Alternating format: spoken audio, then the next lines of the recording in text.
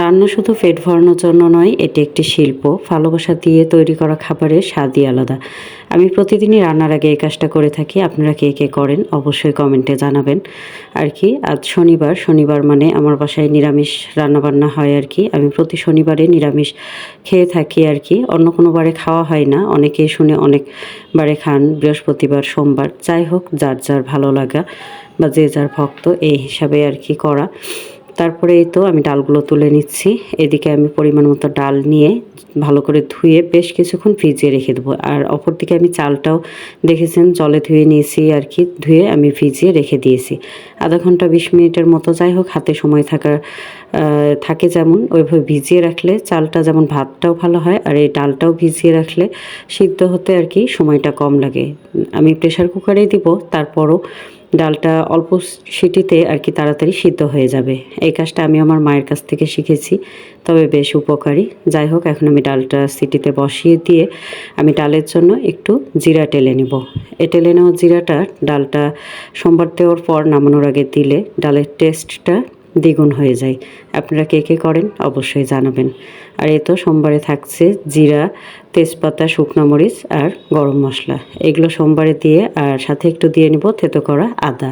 আপনারা কে কীভাবে রান্না করেন অবশ্যই কমেন্ট করবেন। হয়তো আপনাদের রান্নাগুলোও একদিন ট্রাই করে দেখব। আমার বিভিন্ন রকম রান্না ট্রাই করতে বেশ ভালোই লাগে, কারণ একঘেয়েমি রান্না হয়তো ভালো লাগে না, বা অনেক সময় নতুন নতুন রান্না করলে দেখা যায় যে ভালোই লাগে। সবার কাছে হয়তো সব রান্না ভালো নাও লাগতে পারে, এইটাই স্বাভাবিক।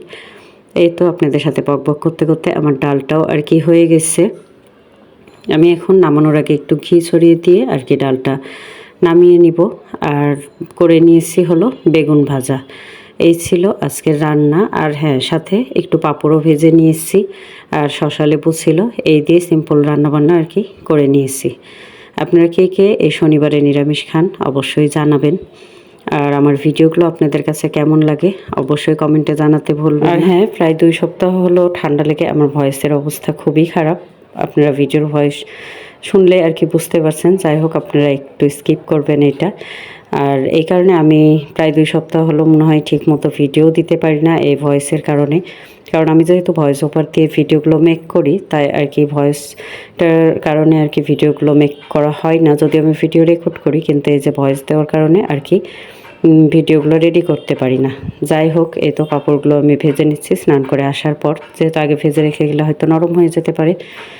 যাই হোক, আজকের ভিডিওটি এ পর্যন্তই। ভিডিওটি আপনাদের কেমন লাগলো অবশ্যই একটি কমেন্ট করবেন, ভালো লাগলে একটি শেয়ার করে দিবেন।